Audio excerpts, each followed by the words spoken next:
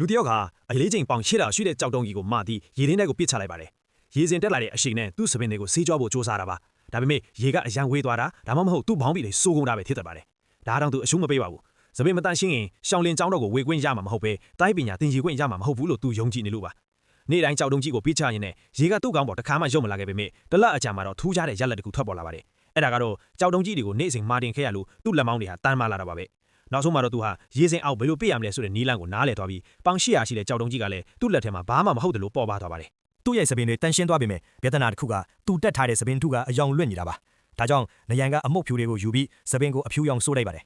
နောက်နေ့မှာဆရာကြီးစီသွားပြီးကျွန်တော်စပင်းတွေတန်ရှင်းနေပါပြီလို့ပြောပေမဲ့ဆရာကြီးကတော့ဒါဟာစပင်းထုတက်ထားတဲ့လူလိမ့်ဆိုတာကိုတစ်ချက်ကြည့်အောင်နဲ့သိလိုက်ပါတယ်ဆရာကြီးကစပင်းထုကိုဆွဲချွတ်ဖို့ကြိုးစားတဲ့အခါမှာတော့တလာလုံးကြောက်တုံးပြီးလေ့ကျင့်ခဲ့တဲ့အရှင်ကြောင့်ထိုလူဟာအလွန်လျင်မြန်ပြီးတန်မာနေတာကိုတွေ့ရပါတယ်သူဟာတိုင်းတင်ပေးဖို့တောင်းပန်ပေမဲ့ဆရာကြီးကသူ့ကိုမြင်းပေါ်ပစ်ချပြီးစပင်းထုကိုပါဆွဲခွာလိုက်ပါတယ်နင်ထုခံရတော့မယ်လို့သူထင်နေချိန်မှာဆရာကြီးကနောက်ဆုံးအခွင့်အရေးတစ်ခုပေးခဲ့ပါတယ်အဲ့ဒါကတော့ကျောင်းတော်ရဲ့အမိုးကိုဝါးပင်တွေနဲ့ပြန်ပြင်ဖို့ပါပဲသူဟာချက်ချင်းသဘောတူပြီးအလောက်ထင်စိတ်နဲ့လှုပ်ဆောင်ပါတယ်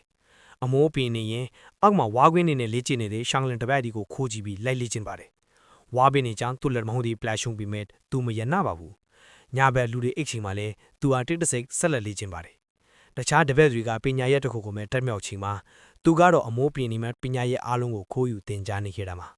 နှစ်အကြာမှာတော့အမိုးပင်တာပြီးသွားပါတယ်ဒါပေမဲ့ဆရာကြီးကသူနှစ်ချီပြီးစောက်ခဲ့ရတဲ့ဝါညံ့တွေကိုပြန်ဖြတ်ဖို့ခိုင်းလိုက်တဲ့အခါမှာတော့သူဟာဒေါ်လာပေါက်ကွဲပြီးဆရာကြီးကိုပြန်လဲတိုက်ခိုက်ဖို့ကြိုးစားပါတယ်တကယ်တော့ဆရာကြီးဟာသူဟာလူလိန်ဆိုတာကိုသိပြီးသားဖြစ်တယ်လို့သူ့ရဲ့စိတ်မြန်လက်မြန်ဖြစ်တဲ့စရိုက်ခါကျောင်းတော်နဲ့မကိုက်ညီဘူးဆိုတာကိုလည်းသိပါတယ်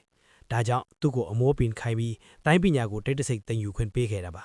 ဒါပေမဲ့နောက်ဆုံးမှာတော့သူဟာဆရာကြီးရဲ့စေတနာအစစ်အမှန်ကိုနားမလည်ခဲ့ပါဘူး